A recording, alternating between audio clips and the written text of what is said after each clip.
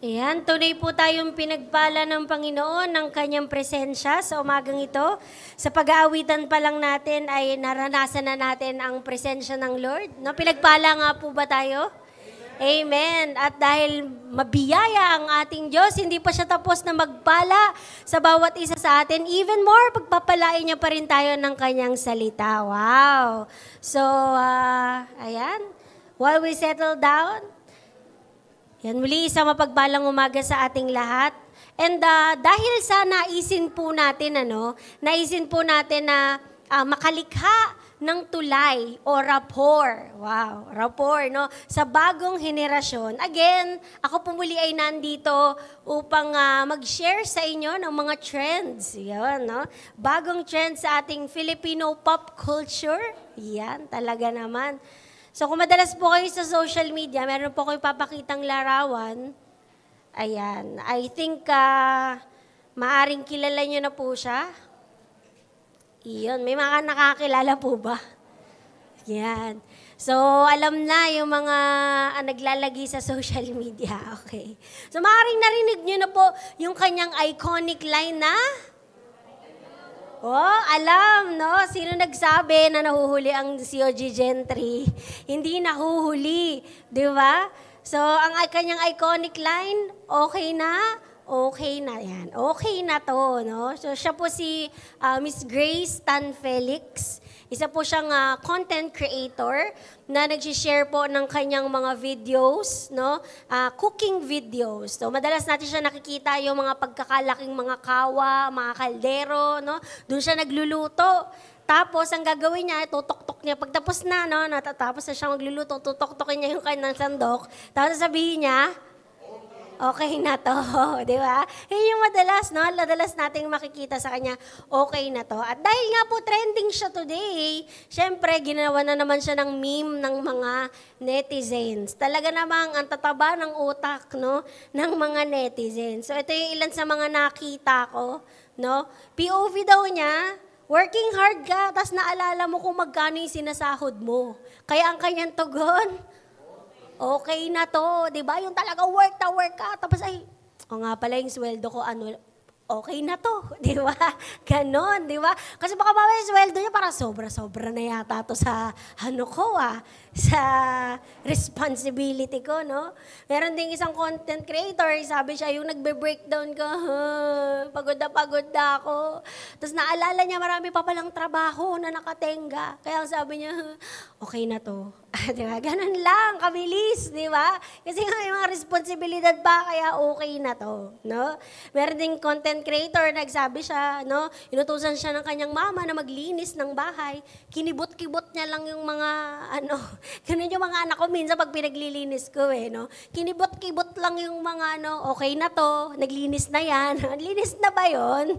No? Minsan mga ganon. Okay. So sabi rin dito sa mga estudyante, may estudyante ba tayo dito later pa siguro yung mga estudyanteng hapon, no? Sabi niya, sa exam kapag wala nang masagot, ang kanyang sasabihin, okay na to, di ba? Wala na yun na talaga, pigang-piga na talaga, no? O kaya naman, kung meron sa inyo mga introvert, meron po ba dito mga introvert, mga medyo shy type, yan, no? So sabi, me as an introvert, after maservan ng maling order, yun, okay na to, di ba? Yung ang order mo, chicken, kaso parang nahiya ka na magsabi, alam, ba't spaghetti to? Nahiya na ako magano sa waiter, okay na to, kakainin mo na lang, kahit na hindi yun yung order mo, di ba? Kasi nahiya kang magsabi sa waiter, no? So, nakakatawa man, di ba? Ask ko po ang bawat isa. Tayo po, sa buhay natin, ilang beses na ba natin nabanggit yung katagang, okay na to? Di ba? Maraming beses, no? Maraming beses na natin nabanggit yan sa ating mga buhay. Today, we live in a world na merong comfort culture. Yan, comfort culture, di ba? Pansin natin, kapag tayo hirap magluto, anong gagawin natin? Kaya nga na-invento yung fast food, mabilisan, di ba? Kasi pag magluluto ka, matagal pa, ilang minutes, mamamalengke ka pa, di ba? Magtatalop ka pa ng tagal no? So fast food, Papa Food Panda, o kaya take out, di ba? Para naman sa mga katulad ko na nagwo-work from home, di ba? Yung minsan nakakalimutan nating tumayo, gumalaw-galaw, di ba? Meron tayong mga smartwatches ngayon, no? Yung mga usong smartwatch ngayon. Kumbaga, i-alert ka niya na, oops, for 1 hour, hindi ka tumatayo, nakaupo ka lang. Napakalaking tulong din, no? Kasi hindi ko na kailangan alalahanin, buong umaga na pala ako nakaupo, na hindi man lang ako magkikikilos, di ba? Tapos bubulahin ka pa niya, congratulations for standing up in 1 minute, mga ganun. Diba? Kaya ako motivate ako, talagang buti na lang, nakatayo ako, nakakilos ako, no? Mga ganyan tayo, no? So bilang mga tao, talagang gagawa tayo ng paraan para maging convenient tayo, maging comfortable tayo, no? Comfort culture nga ang meron tayo. And I'm not saying na completely ito ay mali, no? Hindi naman ito mali, but the problem is that kapag hindi natin ito nabalanse, no? Pag hindi natin nabalanse, and we think na ang end goal ng ating buhay is to live comfortably. No? Kung yun ang kaisipan natin, kung ang end goal ng buhay is to live comfortably, no? In our quest for comfort, maaaring hindi natin napapansin ay naipagpapalit na pala natin yung short-term pleasures for long-term gains. Diba? Maaaring napagpapalit na pala natin yung short pleasures for long-term gains. For example, no, ang init sa labas, 'di ba? Sobrang init ngayon. Parang lumabas ka pa lang ng CR, hindi ka pa lumalabas ng bahay, lumabas ka pa lang ng CR, pawis ka na kaagad, 'di ba? So mga tao ngayon, ang hirap mag-exercise, ang hirap mag-jogging, no? Kaya nga na-imbento yung treadmill, walking pad, no? So, pag may walking pad ka na, bibihis pa, magbiang pa ng sapatos, parang sobra namang na yan, di ba? Sobrang comfort naman na yata yung hinahanap natin. Parang katamaran na yata yun, di ba? Ganong kaisipan, no? Hindi mali na umorder tayo kapag, o kaya naman bumili tayo, lalo na kapag sobrang busy, di ba? May mga asikasuhin tayong bisita, asikasuhin yung mga bata, no? Ang dami pa nating gagawin. Pero kung araw-araw, di ba? 3 times a day, yung fast food, yung ating mga pagkain, pa-order tayo ng pa-order, di ba, kamusta naman yung ating kalusugan? Kamusta naman yung ating budget, no? Sa buhay, ayaw din natin ng conflict. Ako, ayoko ng confrontation, di ba? Hindi siya komportable. Ayoko na mag-uusap pa kami, mag-aanuhan pa kami, mag-argue pa kami. Kaya anong ginagawa ng mga tao? Hahayaan na lang. Diba? Hahayaan na lang natin until our relationships burn to the ground. All for what? Para po saan? Para sa comfort. Diba? Because we do not want to go or to move beyond our comfort zones. Diba? So, again, ang title natin sa umagang ito, alam niyo na, okay na to. Ayan. So, let me remind you po today, no, mga kapatid, God didn't call us to a life of security and comfort. Again, ulitin ko, no? God did not call us to a life of security and comfort, but of faith and obedience. Amen po ba doon, no? Of faith and obedience. Hindi po inalay ni Jesus ang kanyang buhay para sa iyo at para sa akin, just so you can say, okay na to. Diba? Okay na to, no? Ang goal po ng Diyos sa buhay natin is not comfort, but Christ-likeness. No? Not comfort, but Christ-likeness.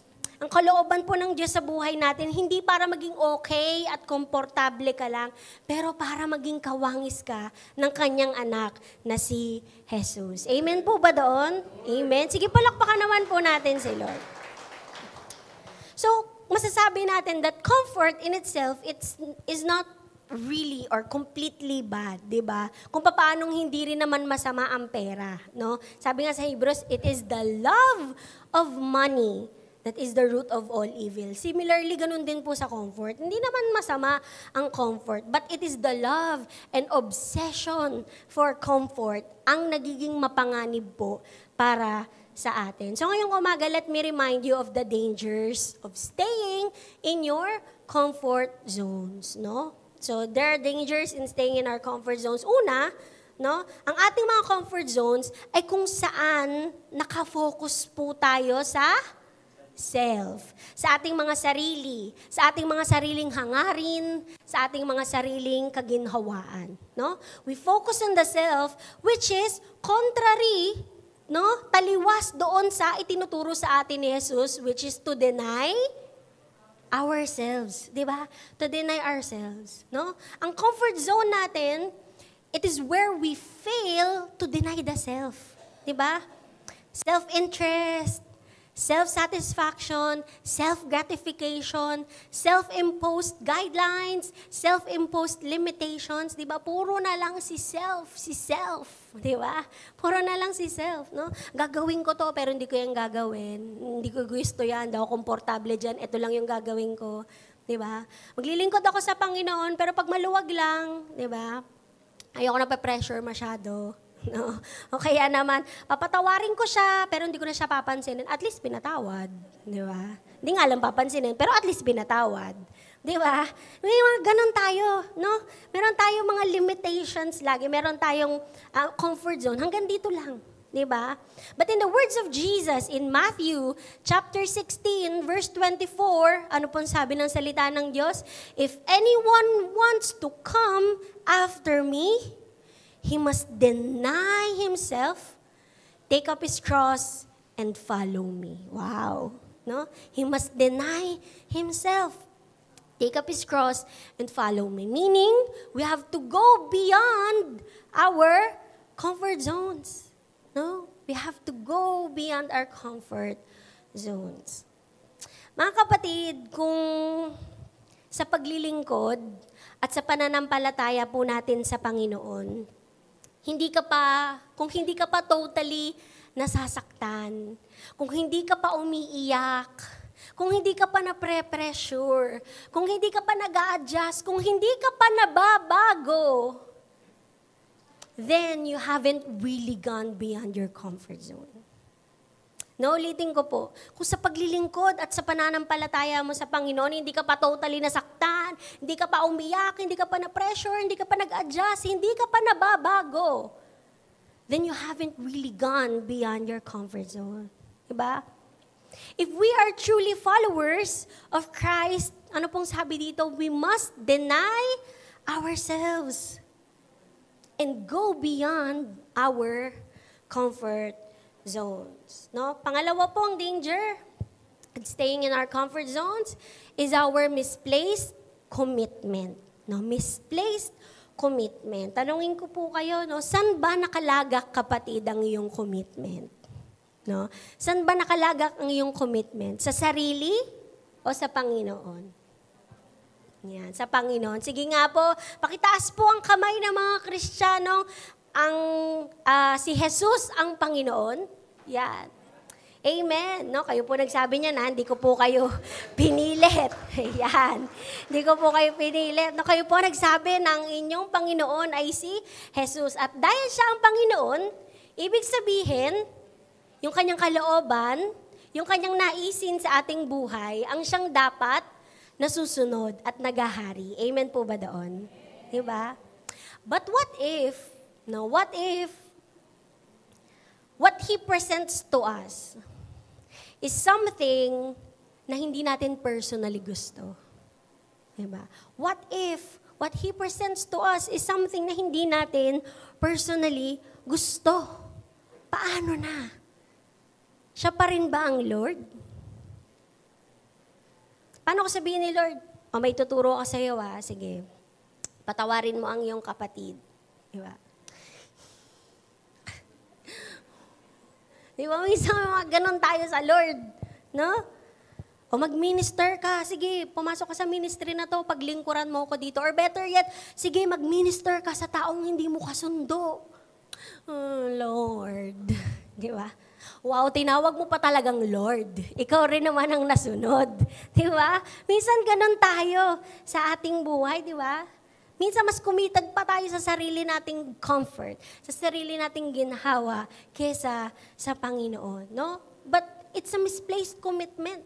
Our commitment as Christians should be not to our comfort, but to our Master. Amen po ba? Sa ating Lord. Kaya nga natin siya Lord Di ba?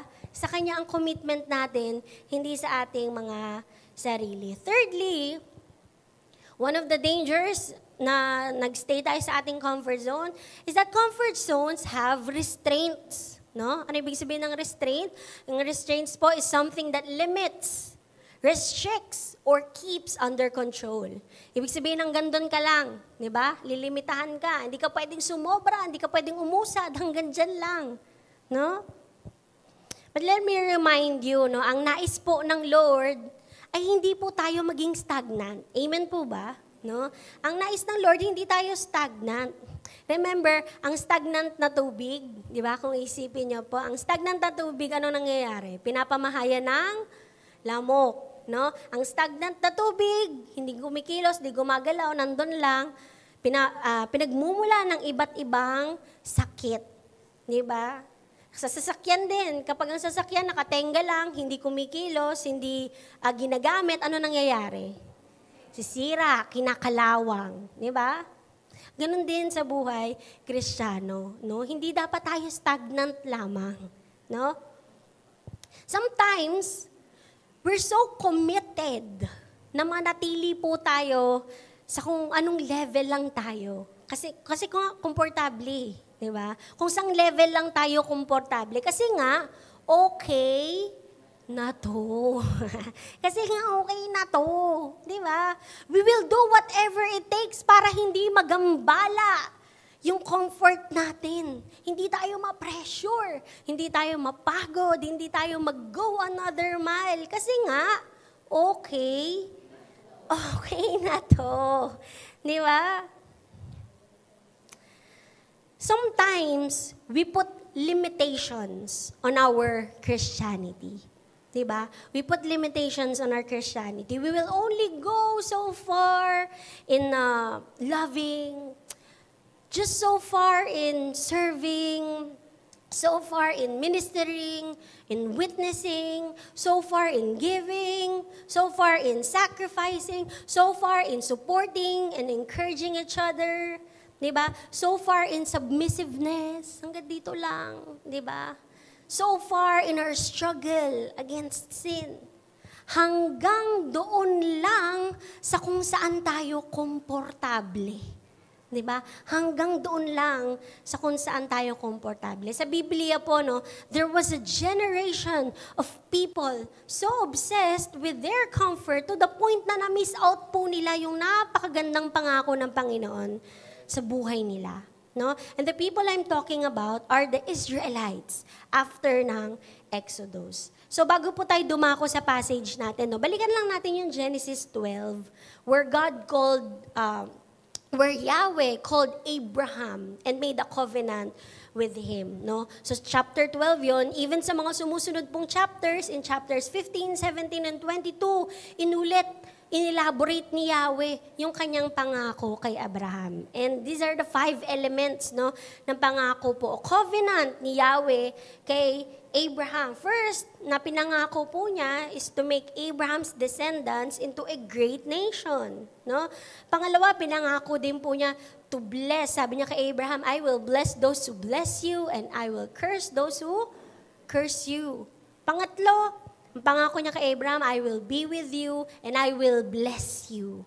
Pang-apat, pinangako din po niya ang isang lupain, no po, para sa mga descendants ni Abraham, and that is the promised land, lupang pangako. Pang-lima, he has promised to bless all families and nations of the earth through Abraham's descendant. Maging pagpapala po sila sa buong to all the nations of the earth. Napapasok po tayo, no? Pagpasok ng Book of Exodus, natupad ito, yung unang part ng pangako ng Panginoon. Alam natin ng Israel, they were a great nation. Indeed, it was a great nation nagmula po kay Abraham. Yun nga lang, sa Exodus, sila po ay enslaved. No? Sila po ay walang sariling lupain. And it seems like parang hindi nila kasama si Lord during that time. Pero alam naman po natin ang kwento, no? One day, kumilos ang Diyos, pinadala po niya si Moses para maging instrumento ng pagpapalaya sa bayan ng Israel from the hand of the Egyptians, no? Yun yung pangalawang elemento ng pangako ng Lord na I will bless those who bless you and I will curse those who dishonor you. No? Alam natin yung nangyari sa Egypt during this time. And now the rest of the Exodus and into Leviticus, Numbers, no, ang ginawa ng Panginoon, binigay ni Yahweh yung kanyang law. At tinuruan niya yung mga Israelites how to be a people who will dwell in His holy presence. No? Paano mamuhay sila, paano sila sumamba. In such a way na si Yahweh sa kanyang kabanalan, He can be among them. He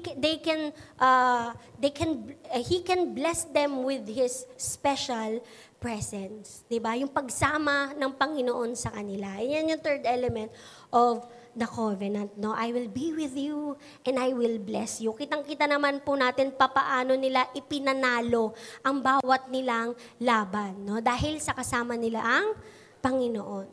And now, next part of the promise, di ba, yung lupang pangako ng Diyos para sa kanila. In the book of Numbers, no, dinala sila ni Yahweh sa edge, sa border ng lupain ng Canaan. At ang sabi ng Panginoon, He instructed them to go and take the land. Go and conquer the land na ipinangako ni Yahweh kay Abraham, no, sa kanyang mga descendants. Pinangako din ni Yahweh na sasamahan ko kayo, no, pagtatagumpayin ko kayo laban sa mga nag-i-inhabit diyan ngayon. Pero ito yung problema, no? Yung bayan ng Israel, sila yung umayaw. They resisted. No, sinabi ng Panginoon, go and take the land. Sila yung umayaw. Bakit? Kasi natakot sila doon sa mga umuukupa that time ng lupain. Diba? They sent out spies. Ano nangyari? Ang lalaki ng mga tao doon. Armado sila. Yung mga walls, they were fortified. Diba? Grabe. Hindi natin kakayanin yun. So sinabi nila, sige, wag na. Ang hirap nun. Okay na to. Dito na lang kami. Diba? Okay na to, pag doon pa, mahirapan pa tayo. No? Iyon yung iniisip nila. So, dahil sa kanilang kawalan ng tiwala at hindi pagsunod, pananampalataya sa Panginoon, binigyan sila ni Lord ng isang malupit. Diba? Pero dahil si Lord, siya ay tapat. Amen? No? Dahil faithful lang ating Diyos, tapat siya sa kanyang pangako at nais niya pa rin tuparin yung kanyang covenant with these people. Ang sabi niya, sige, pagkakaloob ko pa rin sa inyo yung lupain, but hindi na sa generation na to. Not in this unbelieving nation. Kundi ibibigay ko na to doon sa susunod na henerasyon. So ano nangyari? Israel wandered in the wilderness for 38 years. No? 38 years hanggang sa yung unang henerasyon na yon na mga humindi at hindi sumunod sa Panginoon. Anong nangyari? Lumipas na sila, and yung second generation, nagsilakihan na. And then God brings them again to the border ng lupang pangako. No? At dito na po nagsisimula yung ating passage in Deuteronomy chapter 1. Basahin lang po natin, no? Deuteronomy 1 verses 1 to 8. And these are the words that Moses spoke to all Israel across the Jordan in the wilderness, in the Arabah opposite Suf, between Paran, Tophel, Laban, Hazeroth, and Dihazab. It is 11 days' journey from the Horeb by the way of Mount Seir to Kadesh Barnea. In the 40th year, on the first day of the 11th month, Moses spoke to the sons of Israel in accordance with everything that the Lord had commanded him to declare to them. After he had defeated Sihon, the king of the Amorites, who lived in Heshbon, and Og, the king of Bashan, who lived in Astaroth and in Edrei. Across the Jordan in the land of Moab, Moses began to explain this law, saying, in verses 6 to 8, the Lord spoke to us at Horeb, saying, you have stayed long enough at this mountain. Turn and set out on your journey and go to the hill country of the Amorites and to all their neighbors in the Arabah, in the hill country, in the lowland, in the Negev, by the sea coast, and the land of the Canaanites, and Lebanon, as far as the great river, the great the river Euphrates. See, I have placed the land before you. Go in and take possession of the land which the Lord swore to give to your fathers, to Abraham, to Isaac, and to Jacob, and their descendants after them. No? Gusto ko pong i-emphasize yung verse 2. No? Dito sa verse 2, sabi dito, it takes 11 days. 11 days lang, no? From Horeb to Kadesh Barnea. Makita natin itong dalawang lugar na binanggit. Una yung Horeb, at saka yung Kadesh Barnea. So Horeb, it is actually another name for Mount Sinai. No? At if we read our Bibles right, tatandaan po natin na ang Mount Sinai, no? This is the mountain kung saan sila nag-gather to hear God's voice, no? To see and experience His presence, to enter into a covenant with Him, and to receive His special word para po sa kanila. So, ibig sabihin ng ang Horeb, the mountain, no? Ito pong binilugan ko po dito, it is a special presence. So, the mountain is a special experience ng presensya po at biyaya ni Yahweh. No? So symbolically, yun. It is the special experience of God's presence and His grace. Sunod na location po ang Kadesh Barnea.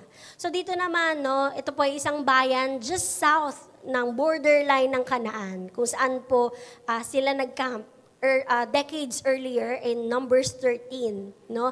At ito yung lugar kung saan sila unang ininstructan ng Panginoon to go and take the promised land. So in short, kung ang Mount Horeb or Mount Sinai is where they experience the presence of God. Ito naman Kadesh Barnea, this is the place of mission, no? Ito naman ang place ng mission. So sa mga Israelita, ang movement, ganito dapat. From Horeb, going to Kadesh Barnea. 11 days lang, di ba? From the mountain to the mission. So para po sa mga Israelita na original audience nitong binabasa po natin, geographically, ganun talaga dapat, no? From the mountain to the mission. But this movement continues to be spiritually true hanggang sa panahon po natin ngayon. No? Tayo, tinatawag din po tayo ng Panginoon into His mountain. No? In His mountain, para ma-experience po natin yung Kanyang presence, yung Kanyang grace, yung Kanyang revelation, yung Kanyang power, yung Kanyang glory, yung Kanyang anointing. And from there, mula sa mountain, magta-transition po tayo to the mission. No, magta-transition po tayo to the mission. Pero tulad ng unang henerasyon ng mga Israelita, ano po nangyari? Ganon din tayo, no? Minsan nag-i-struggle din tayo eh. Nag-i-struggle din tayo with the movement. No? Nag-i-struggle din tayo sa movement na to. Sometimes gusto natin, no? We want God's mountain without the mission. No? Gusto lang natin ang mountain, ayaw natin ang mission. Or minsan naman, gusto natin, puro mission lang, pero walang mountain ni Lord. No? And tignan po natin itong mga temptations na ito sa buhay natin. The first temptation is to embrace God's mountain without God's mission. No? God's mountain without God's mission. Balik tayo dun sa second Exodus generation, no? Actually, wala naman talaga silang tulad ng mga unang generation, no? Sila talaga yung naka-experience ng mountain experience, 'di ba? Pero somewhat, ganun din naman yung second generation. Meron silang tabernacle naman. Diba? So yung tabernacle, ito ay parang movable mountain para sa kanila. Kasi nga kung if we read our Bibles, kung maalala po natin ang kwento nito, no, it is sa tabernacle, sa tent, it is where God's special presence descended, 'di ba? During their wilderness wanderings, no? Para sa kanila, para sa mga second generation Israelites, going into the land, no? Going into the mission means kailangan nilang iwan yung tabernacle.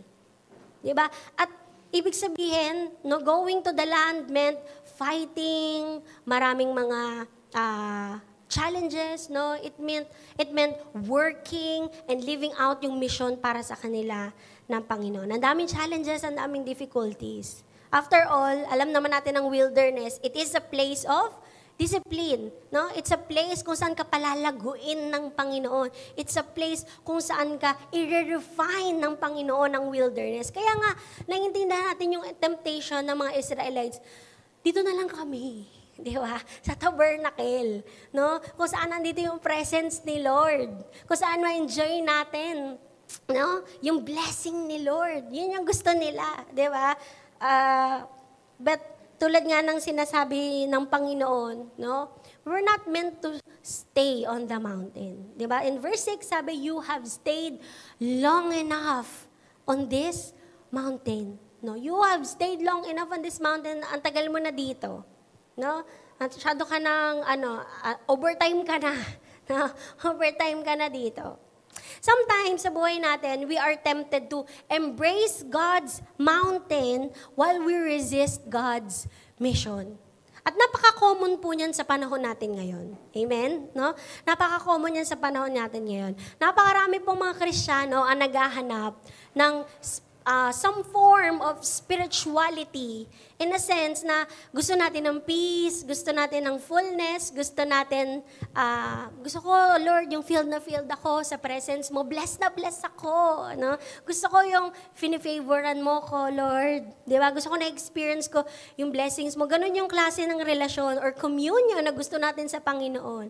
Kada church, nabe-bless ako, kada preaching, na-encourage ako, di ba? Ganun yung nais natin. Nagpapakababa tayo sa kanyang presensya, nakakatanggap tayo ng pabor para sa kanya. But, we reject the mission He has for us. Whether in part man yan or a whole. No? Sometimes tayo mga Kristiyano, we want an experience of God, pero yung experience na hindi masyado nakaka-challenge. Di ba? We want an experience of God, pero hindi ka ma-challenge o mare-require na magbago. Kasi nga, okay na to. Di ba? Ganun yung madalas nating iniisip. We want a relationship with God, pero hindi natin ina-apply yung natutunan natin sa presensya niya, yung natutunan natin sa kanyang salita in the areas of our life, in a day-to-day level. No? Kaya naman sa kabilang banda, maaaring gusto naman natin magbago. Di ba? Gusto natin magbago yung puso natin, yung buhay natin, pero hanggang dun lang. Diba? Hanggang doon lang. Marami na tao nagsasabi, kaya nga ako nag-church para mabago ako eh. Diba? Marami mga tao yung ganyan. Kaya ako nag-church kasi gusto ko na mabago yung masasama akong ugali eh. No? So, hindi naman yan mali. No? Yes, in part, that is correct. Pero tandaan po natin, no? Ang isang buhay na tunay na binago ng Panginoon, merong bunga. No? Ang isang buhay na tunay na binago ng Panginoon, merong bunga. Diba? Ang isang buhay na tunay na binago, He will gladly accept the mission of God for the world. Diba? Tulad ng second Exodus generation, diba? Naunawaan nila na yung trabaho at yung nais ni Yahweh to bless all the nation, it doesn't stop kay Abraham. It did not stop kay Abraham. It did not stop sa kanila. And similarly, it does not stop with us. No? Yung nais ng Diyos, yung plano ng Diyos to bless all nations of the earth, hindi po ito natatapos sa kanila, hindi rin natatapos sa atin. No? Meron pang gagawin ang Panginoon para sa ating bayan, para sa mundong ito. Amen po ba doon? Kaya kung iniisip po natin that staying in the mountain means loving God or enjoying God, ay dito po tayo nagkakamali. No? It is actually failure to love God. Diba? It is actually failure to love God. Bakit po? Kasi staying on the mountain, just the mountain alone, diba? It is a kind of love na self-seeking. No, self-seeking, puro pakabig yung blessings. 'Di ba? Puro pakabig, gusto natin na be-bless lang tayo, gusto natin ito lang, hanggang dito lang. Kasi nga okay ito. Okay na okay ito. 'Di ba?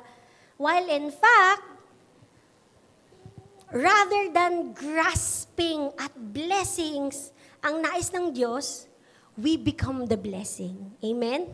No? Instead of grasping at blessing, imbes na pakabig ng pakabig yung blessing. Ang gusto ni Lord, ikaw mismo yung magiging blessing. Amen po ba doon? Ito yung klase ng pag-ibig na dinemonstrate ni Jesus. Diba? A love that gives. Remember, for God so loved the world that He gave. Nagbigay siya. Ito yung klase ng pag-ibig na merong dulot sa kapwa. No? Nawa, ito yung klase ng pag-ibig natin. Pag-ibig na merong dulot sa Diyos. Pag-ibig na merong dulot sa kapwa. So we cannot embrace God's mountain without God's mission. No? We cannot embrace God's mountain while we reject God's mission. Sa kabilang banda, we also cannot do God's mission naman without God's mountain. No? Kabaliktad naman. God's mission naman without God's mountain. Diba? We can be tempted to live lives of mission. Working for the good of the world. Working for the good of the people around us. Pero, yun nga lang, hindi natin lubos na tinatanggap ang paghahari at pagiging Panginoon ni Jesus. Kasi yun yung pinatunayan sa mountain eh. Yun yung pinatunayan sa mountain that Yahweh is the King. Siya ang hari. Siya ang masusunod. No? Yun yung kaibahan ng second generation sa first generation.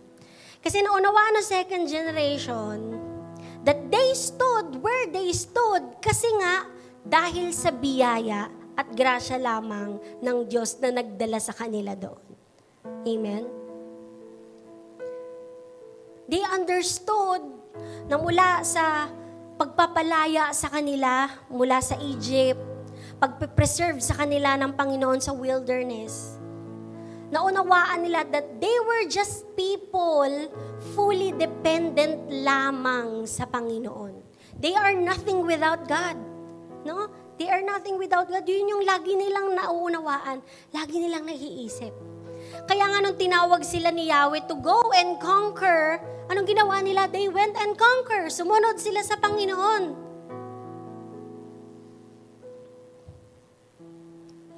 Because for them, Yahweh is King. Siya ang hari. Siya ang masusunod. They would rather be obedient to the King than be comfortable. No? They would rather be obedient to the King than be comfortable. Ganun din sa buhay po nating mga Kristiyano. Ang ating pong misyon, to live lives of Christ-likeness. Being the salt and light of the world. At ma-accomplish lamang natin po ito, not by our own efforts, ngunit sa biyaya at sa pamamaraan lamang ng Diyos. Amen? Only by His grace. No, we are God's people only by His grace and His grace alone. Amen po? Palakpakan po natin ang Panginoon. In some areas naman sa buhay natin, sometimes ganito, we take the mission. Oo nga, we take the mission, pero hindi buo, no? Just in part lang, di ba? Maybe pinapractice nga po natin ng mercy, ministry, no, to the world, to the church, to our families. Pero ayaw natin yung calling ng Panginoon to live a holy life. Minsan ganun eh, no? Hindi, ganito na talaga ako eh. Masama na talaga ugali ko eh. Di ba? Hindi, ganito na talaga yung bibig ko eh. Dati pa lang eh. Parang pinanganak na nga ako na may utak ng sarili tong bibig ko eh. Kusa siyang umaandar eh. Ganon. Di ba, minsan ganon yung iniisip natin. Hindi, nagpapakatotoo lang naman ako. Ito talaga ako eh. No? Yes. Tinatanggap natin yung mission ng Panginoon. We show mercy to others. We minister to others. Pero yung calling to live a holy life, minsan ito naman yung mission na nakakalimutan natin. Kapatid, gusto ko pong ipaalala sa bawat isa sa atin, a real relationship with God changes you.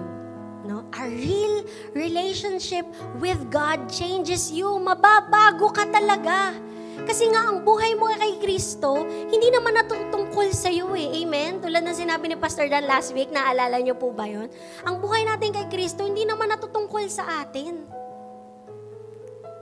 This life is about the light and the message na dala-dala po natin. At kapatid, hindi tungkol sa iyo ang liwanag at mensahe na to, kundi tungkol kay Kristo. Amen? Tungkol ito kay Kristo. So as we end, no, tulad nga ng sinabi natin kanina, we cannot have one without the other. Hindi pwedeng God's mountain lang, enjoy lang natin yung God's mountain na hindi natin ginagawa yung mission niya. Or, puro mission lang. Hindi na yung mountain ni Lord para sa akin. No? Kaya ang panalangin ko po para sa bawat isa sa atin is that God fill our lives with mountain experiences where we receive His grace, His power, His presence, diba? His glory. And from there, hindi natin kakalimutan yung mission. Kakasa tayo sa mission na ibibigay sa atin ng Panginoon. From the mountain to the mission. Ganon lagi yung movement. Mountain, mission. Mountain, mission.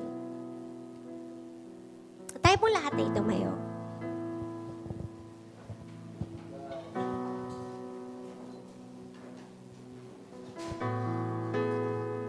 Kapatid, maaaring bawat isa sa atin, iba't iba din yung personal mission na ibinibigay sa atin ng Panginoon. Maaaring ang iba sa atin, merong mission sa pamilya, meron kang mission sa iyong mga anak, meron kang mission sa church, no? Maaaring meron kang mission sa iyong neighborhood, may mission ka sa school, meron kang mission sa iyong workplace. Or maaari din namang meron kang special mission from the Lord, no? A mission to disciple the next generation. Maybe it's a mission to level up or grow. Maybe it's a mission to unlearn and heal. Maybe it's a mission na nais kang baguhin ng Panginoon. At kailangan natin magpasako. At tulad nga ng mensahe ng Panginoon for the Israelites, no? You have stayed long enough at this mountain. No? You have stayed long enough at this mountain. Masyado ka nang matagal sa phase na to ng buhay mo. Overtime ka na. It's time to move out. It's time to move out of your comfort zone. It's time to move out of our mountains, going to the mission, going to the next level. The Lord says it's time to go. It's time to go. Kapatid, kung naging stagnant ka man sa level na ito, or maaring at one point, humingi ka rin ng parang indefinite leave sa Panginoon. Na? Maaring humingi tayo ng indefinite leave sa Panginoon. Lord, siguro sa kana kapag tumanda-tanda na ako, okay naman, Lord, sa kana lang kapag may pera na ako siguro, pag kinasal na ako, nagkapamilya na ako, okay naman pag wala na ako, Lord, sa relasyon na to. Lord, siguro pag nakapagpunla na ako, nakapag-invest na ako para sa kinabukasan ko. Or kapag tapos na siguro ako, Lord, mag-aral. Pag nakuha ko na yung trabahong pinapangarap ko. Pag feeling ko, Lord, nakuha ko na siguro yung hustisya sa mga nangyari sa akin. Kapag ganito, kapag ganyan, di ba? In other words, Lord, kapag komportable na sa akin, kapag okay na sa schedule at sa terms ko, then I might actually deny myself and actually take up my cross and follow you. Pero tulad nga po sa nabanggit natin last time, no? Sana nga po, kapatid, sana nga po, kapag pwede na sa oras mo, pwede na sa schedule mo, pwede na. Sana pag pwede na, pwede pa. Sana pwede pa. Kasi kapatid, maiksi ang buhay. baka hindi na. Hindi natin alam kailan pwede. And so today, I pray, nabigyan ka ng Panginoon ng kalakasan and boldness to move out of your comfort zone, to move out of your mountains into the mission He has for you. And so today, church, bukas po ang ating altar. Bukas ang harapan. And ask the Lord, Lord, I want to follow you. I want to surrender this. I really want to take up my cross and follow me. But Lord, it's so hard. It's so hard for me to move out of this mountain. It's so hard for me to deny myself and take up my cross. Kaya humarap tayo sa Panginoon today, asking for the strength, for the boldness.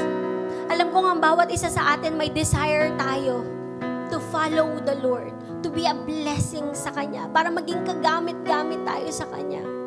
But there might be hindrances. So hayaan natin, kapatid, sa umagang ito.